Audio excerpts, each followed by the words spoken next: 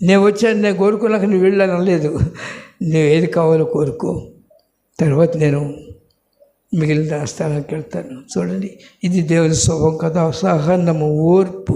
లోకం దేన్ని ప్రేమించలేదు. ఒకటే మాట, దేవుళ్ళని పిలిచారు, నన్ను ఆయన విడిచిపెట్టడం. తమ్ముడిని అడిగాడు, నేను సొదొమ గొమొర్రాను కోరుకుంటా అన్నాడు. వెళ్ళాడు. లోకమును ప్రేమించే మనుషుడు దేవుని లోకాన్ని ప్రేమిస్తారు. కొంతమంది దేవునితోనే సంపూర్తిగా ఉండలేరు, దేవుని స్వభావంలోకి మారలేరు.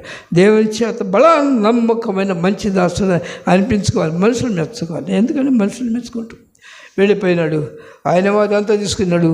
ఏముంది, ఇంకా కొండలు, గుట్టలు, ముండ్ల తుప్పలు ఉన్నాయి, అక్కడ తిరుగుతున్నాడు. దేవుడు అన్నాడు, నువ్వు తిరుగు ప్రదేశం అంతా నీకు ఇస్తానన్నాడు.